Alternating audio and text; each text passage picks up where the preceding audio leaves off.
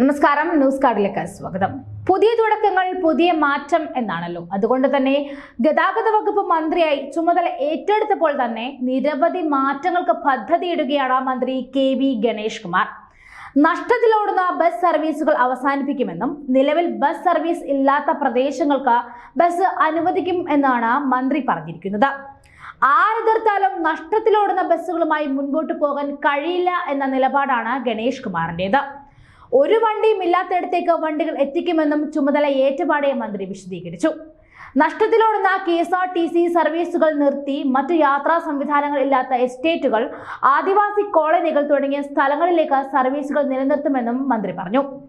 ഈ കാര്യത്തിൽ ജനപ്രതിനിധികൾ പരിഭവിക്കരുത് എന്ന് അദ്ദേഹം കൂട്ടിച്ചേർത്തു. ഒരു വണ്ടിയും ഇല്ലാത്ത സ്ഥലങ്ങളിൽ വണ്ടികൾ എത്തിക്കുക എന്നതിലാണ് പ്രധാന പരിഗണന ഉള്ളത്. കേരളത്തിലെ പൊതു ട്രാൻസ്പോർട്ട് സിസ്റ്റത്തിന് ഇന്ത്യയിൽ ഇല്ലാത്ത ഒരു പരിഷ്കാരം തയ്യാറാക്കിക്കൊണ്ടിരിക്കുകയാണെന്നും ഗണേഷ് കുമാർ പറഞ്ഞു.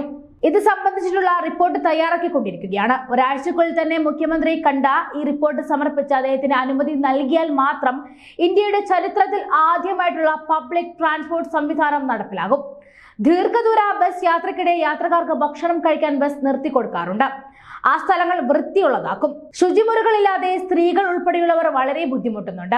ഈ സ്ഥലങ്ങൾ ഉദ്യോഗസ്ഥർ സന്ദർശിച്ച് ആവശ്യമായ കാര്യങ്ങൾ ചെയ്തു നൽകണം. ശുചിമുറികൾ ഉൾപ്പെടെയുള്ളവ നിർമ്മിച്ചില്ലെങ്കിൽ മാത്രമേ അവിടെ സർവീസ് നടത്തുകയുള്ളൂ എന്നും മന്ത്രി വ്യക്തമാക്കി. കേരളത്തിലെ മുക്കിലും മൂലയിലും ബസ് സർവീസും സംരംഭകരും വരും. മുൻ മന്ത്രി ആന്റണി രാജുവിനെ താൻ വിമർശിച്ചു എന്ന് പറയുന്നത് ശരിയല്ല. അത് മാധ്യമ പ്രവർത്തകന്റെ മാത്രം സൃഷ്ടിയിലുണ്ടായ വാർത്തയാണ്.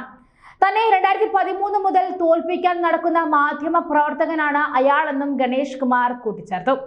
എന്നോട് കണക്കില്ലെന്ന് പറഞ്ഞതും ചോർച്ചയുണ്ടെന്ന് പറഞ്ഞതും യൂണിയൻ നേതാക്കളാണെന്നും ഗണേഷ് കുമാർ പറഞ്ഞു. തിരുവനന്തപുരത്ത് പുതിയ ബാറ്ററി ബസ് എത്തിയത് 1 മാസം മുൻപാണ്. എന്നാൽ ബസ് ഇതുവരെ കഴുകിയിട്ടില്ല.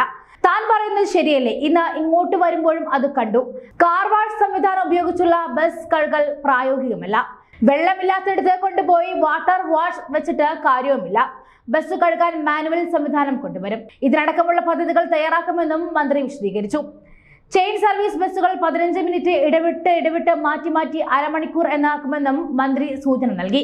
സത്യപ്രതിജ്ഞയ്ക്ക് ശേഷം കടന്നപ്പള്ളി രാമചന്ദ്രൻ സെക്രട്ടേറിയറ്റിൽ എത്തി ചുമതല ഏറ്റെടുത്തെങ്കിലും കെ.വി. ഗണേഷ് കുമാർ ഓഫീസിൽ എത്തിയിരുന്നില്ല.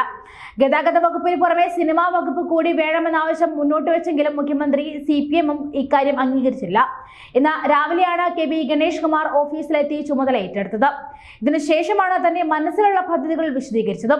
KSRTC ലാഭത്തിലാക്കുമെന്നും KSRTCയിൽ നിന്നും 1 രൂപ പോലും എടുക്കാമെന്ന് ആരും കരുതണ്ട എന്നും ഗണേഷ് കുമാർ നേരത്തെ തന്നെ പ്രതികരിച്ചിരുന്നു. KSRTC ലാഭത്തിലാക്കുക എന്നത് അത്ര എളുപ്പമുള്ള കാര്യമല്ല എന്നും എന്നാൽ നഷ്ടം കുറയ്ക്കാനും ചെലവ് ചുരുക്കാനും കഴിയുമെന്നും മന്ത്രി പറഞ്ഞിരുന്നു. താഴെ തട്ടിൽ വരെ താൻ എങ്ങനെയാണ് ചെലവ് ചുരുക്കുക എന്ന് 2 ആഴ്ച കൊണ്ട് തന്നെ എല്ലാവർക്കും മനസ്സിലാക്കുമെന്നും ഗണേഷ് കുമാർ പറഞ്ഞിരുന്നു. ഒരുപാട് കടം വാങ്ങി അശാസ്ത്രീയമായി ഉപയോഗിച്ചതും പാഴ്ചെലവുകളുമാണ് KSRTCയെ നശിപ്പിച്ചത്. സ്പെയർ പാർട്സുകൾ ലോക്കൽ പർച്ചേസ് ചെയ്യുന്നത് അടക്കമുള്ള കാര്യങ്ങളിൽ നഷ്ടം സംഭവിക്കുന്നുണ്ട്. അത് അഴിമതിക്കും സാധ്യതയുണ്ട്. ഇതിന് കമ്മീഷൻ വാങ്ങുന്ന ആശാന്മാരുമുണ്ട്.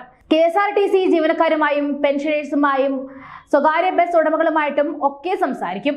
അനാവശ്യകരമായി പ്രവർത്തിക്കുന്ന ലൈറ്റും ഫാനും ഓഫാക്കുന്ന അടക്കമുള്ള കാര്യങ്ങളിൽ ഇടപെടൽ വേണമെന്നും ഗണേഷ് കുമാർ പറഞ്ഞിരുന്നു. നേരത്തെ ഗതാഗത വകുപ്പ് ചുമതലയുണ്ടായിരുന്നപ്പോൾ KSRTCയിൽ ഗണേഷ് കുമാർ നടപ്പാക്കിയ പരിഷ്കാരങ്ങൾ വലിയ സ്വീകാര്യത നേടിയിരുന്നു. ഇത്തവണയും അദ്ദേഹത്തിന് കൃത്യമായ പ്ലാൻ ഉണ്ടെന്നാണ് സൂചന.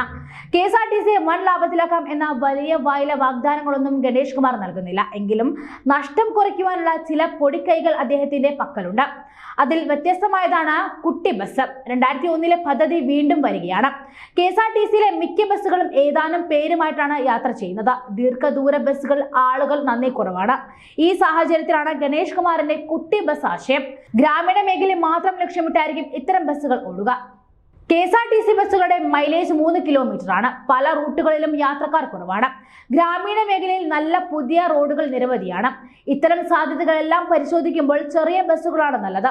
ദീർഘദൂര ബസ്സിലെ ജീവനക്കാർക്ക് ചെല്ലുന്നിടത്ത് വിശ്രമിക്കാൻ AC സൗകര്യമൊരുക്കുമെന്നും മന്ത്രി പറഞ്ഞു. ഗൂഗിൾ പേ സംവിധാനം ഏർപ്പെടുത്തുവാനും പദ്ധതിയുണ്ടെന്ന് മന്ത്രി പറയുന്നു. വിദ്യാർത്ഥികളുടെ കൺസെഷൻ കൂട്ടില്ല. പകരം വിദ്യാർത്ഥിക്ക് മാത്രം കൺസെഷൻ ആനുകൂല്യം ഉപയോഗിക്കുന്നുള്ളൂ എന്ന് ഉറപ്പാക്കും. വിദ്യാലയങ്ങളില്ലാത്ത അവധി ദിവസങ്ങളിൽ കൺസെഷൻ നൽകില്ല എന്നും മന്ത്രി നിലപാട് എടുത്തിട്ടുണ്ട്.